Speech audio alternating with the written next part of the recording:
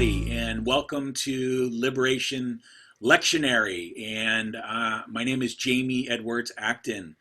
I am the rector at St. Stephen's Episcopal Church in Hollywood and in Los Angeles.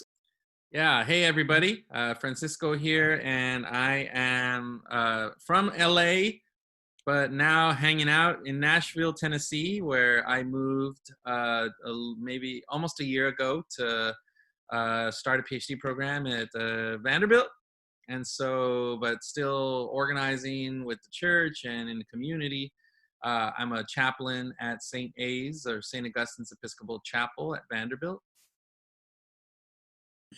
And the idea that Francisco and I had since we used to hang out a lot and cause trouble a lot together. And now that we're on different parts of the country, we wanted to figure out a way we could continue to do that. And we both kind of had this same idea of doing something online that we could share kind of our perspective of our faith and how we approach interpretation of Scripture, and just share it with you all. So the idea is to probably spend 15 minutes in a Bible study regularly. We might be a little longer today because we're just introducing this. But we hope we can make this a regular thing, so we hope you will stay tuned. Today we're going to look at a passage from the Gospel according to Matthew, chapter 10, 24 through 39. And that is the Gospel reading that's coming up for this coming Sunday, the third Sunday after Pentecost. And so if you want to grab your Bible, you can join us as we go through this study. Francisco, do you want to read this passage before we start? Sure. So Matthew 10, verses 24 through 39.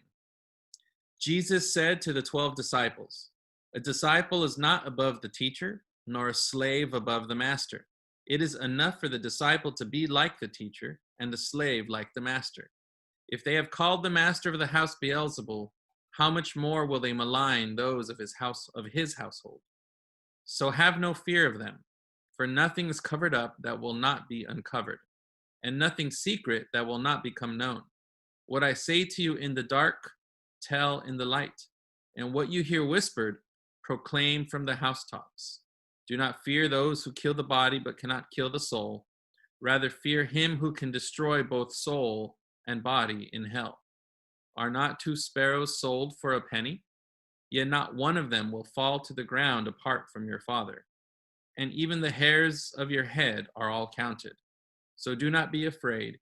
You are of more value than many sparrows. Everyone therefore who acknowledges me before others, I also will acknowledge before my Father in heaven. But whoever denies me before others, I will also deny before my Father in heaven. Do not think that I have come to bring peace to the earth. I have not come to bring peace, but a sword. For I have come to set a man against his father, and a daughter against her mother, and a daughter-in-law against her mother-in-law, and one's foes will be members of one's own household. Whoever loves father or mother more than me is not worthy of me, and whoever loves son or daughter more than me is not worthy of me. And whoever does not take up the cross and follow me is not worthy of me. Those who find their life will lose it. Those who lose their life for my sake will find it." The Gospel of the Lord. Praise to you, Lord Christ. What we are going to, Francisco and I are going to try to make a couple points each in this passage. And again, we're calling this Liberation Lectionary. So what we're in search of is where the good news of liberation is in this passage. We're going to try to make the case that there's several expressions of that in this passage, and we both kind of are convinced that this is the lens through which God is seeing things, right? Seeing situations, seeing the world, seeing the church, seeing us. And so we're going to go in search of liberation in this passage. It's Francisco was going to focus on the second half, some points, and I was going to focus in the first half of this reading, but it makes more sense for Francisco to go first here to kind of share with you what he's thinking, and then I'll go back into the first half of the service and see how it might connect to what he says.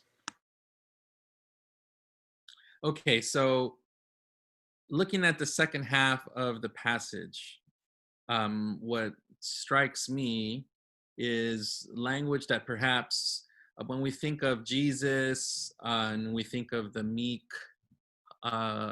perhaps mild, you know, peacenik Jesus, perhaps he was a flower child of sorts, but you know, here we hear another side of him, right, that deepens our understanding of his prophetic ministry and the call that then he issues to his followers, those who will carry the cross, so to speak. And so he says that I have not come to bring peace, but a sword. And so people might be like, what does that mean? Isn't Jesus someone who believed in nonviolence? And yeah, I do think Jesus was a person who believed in nonviolence. And so, but what he means by, in my mind, to not bringing peace but a sword is that peace is not something that happens easily. It's not something that just occurs, but it really requires active resistance. And through that resistance, sometimes things are not going to be very peaceful. There's going to be a lot of agitation. There's going to be a lot of angst, a lot of rage. And so the uprisings that we see that have been happening over the last few weeks are a perfect example in my mind of this. Yeah, the current moment, the uprisings that we've seen all over the country in response to the deaths of George Floyd, Breonna Taylor, and you know the names that have come after that, Tony McDade, and others, are to me an indication of what this looks like when Jesus says, "I have not come to bring peace, but a sword." You know, other ways of thinking about it is that, you know, Dr. King has said that peace is not the absence of conflict or tension, but the presence of justice. And so, right, we hear the chants of no justice, no peace, and that's the sword. There's going to be struggle, there's going to be anxiety, there's going to be rage that needs to be expressed and channeled so that we can get the kind of peace that ultimately is part of God's vision, but is not present when there's suffering, and is not you know, a peace for some and oppression for others. You know, until that happens, there's going to be some swords, and sometimes we have to sort of struggle through that. We got to organize, and we have to be, you know, pastorally and prophetically present in all that's happening. Yeah, and I think again I'm going to go now back to the beginning or the first half of this reading, and you know, if and when we involve ourselves in this work that Francisco's talking about, this work of Jesus, right? That's gonna create conflict. That's gonna create tension. We're gonna find ourselves in the midst of rage. Nevertheless, as followers of Jesus, trying to you know, heed his call, live like him, love like him, fight for justice like Jesus.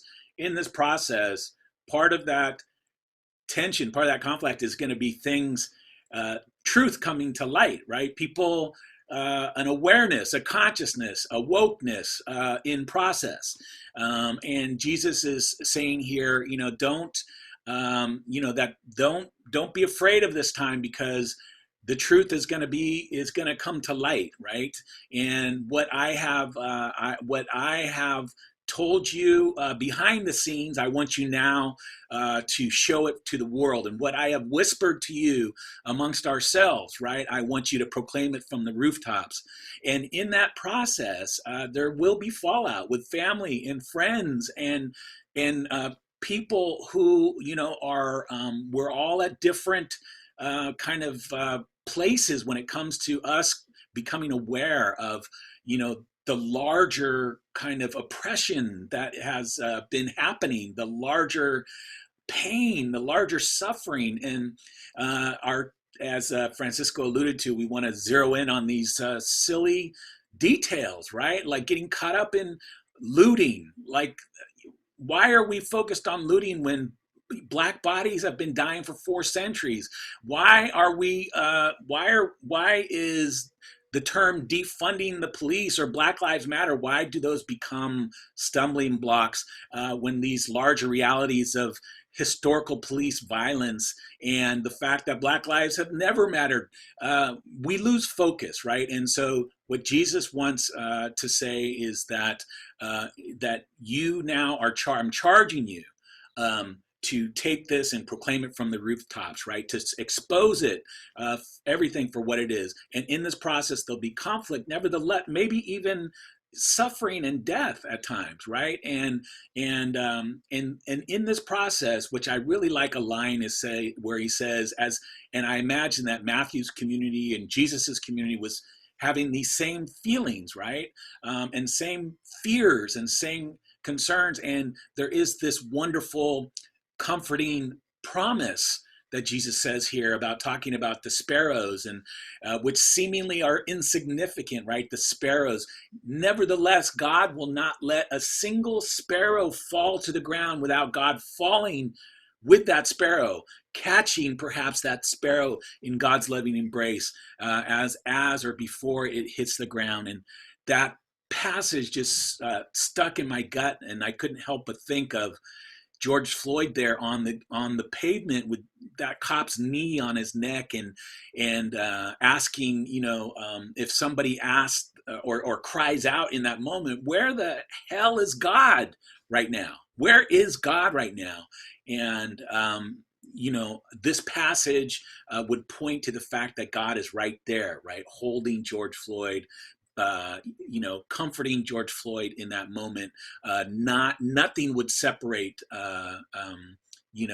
George from God's love ever. Not even a brutal death at the hands of cops there. So that's what stands out for me. Is this there is this charge of what we're called to do, and then this comforting promise of solidarity that God will always be there with us in the process.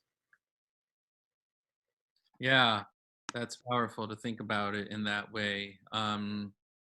What comes to mind, I've been thinking a lot of things. And yesterday, I was at a protest outside of the Tennessee state capitol with a group of activists that had reclaimed the Capitol Legislative Plaza, sort of following in the spirit of what's happening right now in Seattle with their Chaz autonomous zone. So they've created a little and reclaimed that space outside of the state capitol as the Ida B. Wells Plaza. Ida B. Wells being one of the early freedom fighters, civil rights leaders in this country, and one of the founders of the NAACP. And so they've reclaimed it as Ida B. Wells Plaza, and have been there for a couple days. But of course, again, here comes the response of the state, and so state troopers were sent in to push them out and threaten arrest and basically close off the plaza entirely and basically restrict access to the Capitol, right? And so now, democracy is being compromised because of actions of the state, and freedom of speech is being limited. And so that's more of the sword, that there's more struggle to be had, there's more work to be done, but folks aren't giving up, right? They're not letting up. And I believe that we're called to sort of be present as witnesses and participants in that effort. There was a sign at this rally. Always there are many signs, and a lot of them say things that we've seen at other rallies, everything from Black Lives Matter to defund police. But the one that really sort of spoke to me the most was one that said, "You took his breath, now hear him scream." And so as you said, Jamie, about the spirit of George Floyd, and of God carrying him, I also think that the spirit of George Floyd and others who have died at the hands of whether it's police violence, vigilante violence, or the violence of the system. Their spirits continue in the actions of the people and in the acts of solidarity and of witness. And it reminds me of what Oscar Romero said, right? When, the Archbishop in El Salvador, who was assassinated for for calling out injustice in his country. He said, even if I am killed, and I'm paraphrasing, my spirit will rise up in the people. And that's, I think, what we're seeing in this moment. And I think that's the sword in the good sense, in terms of what Jesus is saying in this passage. Yeah, I think I would just, the last quick point I would make too, and it all fits with that last line, that those who find their life will lose it, and those who lose their life for my sake will find it. And aside from losing, actually physically losing your life, I hear that more these days of so many people being called, particularly those who have power and privilege in this society, to really throw off those ways of thinking, those values that perhaps unconscious that we have benefited from, those just like the different ways we think about things, right? Like policing, right? Policing, throwing those ideas we've always thought about policing, assuming that it's a positive thing, right? And trying to really look at it from a perspective of those who are suffering at the hands of how we've done policing historically, and really, and then finding that new life, which trying to discover new ways of how to keep our community safe, and how, and it's just like, so with everything we're giving up, I hear everything we're throwing off, there is this promise, right, of something new that will bring more life, abundant life that Jesus promises. And part of that life, and now we're going to need to wrap up, people may hear the part where it talks about family being against family, father against, a man against his father, daughter against mother, etc. They may see that as a negative thing, because it's like, what do you mean? I love my family, and, even with all the drama, I don't want to be against them, And I don't think that's what Jesus is saying here. I think he is actually, along with that vision of something different, along with the do not be afraid, that you are of more value than many sparrows, Jesus is calling us to a radically different definition of family, meaning that family does not stop at your mother or your brother or your sister, etc. But family is, it's like that eternal question he asked, and who is my neighbor? Who is my neighbor? Who is my family member? The human family, and especially those who are being trampled upon and being mistreated. That's my brother, that's my sister, that's my sibling that I gotta stand with, and I gotta love, and I gotta do my job to show up. And that's what it means to follow Jesus and to carry that cross. I love that. Well, I hope that Francisco and I have given all you preachers out there, all you students of Scripture, giving you something to chew on as you go to church, most likely online this Sunday, and encourage you in this. This is a time we need prophetic thinking, and we need prophetic preaching these days more than ever, and the church calls us to that. Christ calls us to that. And so we hope you find this helpful and empowering as you try to live out that prophetic ministry. Francisco, you want to close us out, and then we'll say goodbye. Yeah, thank you all for listening and watching, and we would love to engage with you more as we hope to develop this. And just remember that preaching is not limited to Sunday morning or to the pulpit or to the work of clergy like us, but it's about living it out in our daily lives and expressing the good news in all the work that we do beyond Sunday. Right on. Thank you, Francisco. Good to see you, my brother. And everyone, we hope to see you soon. Peace.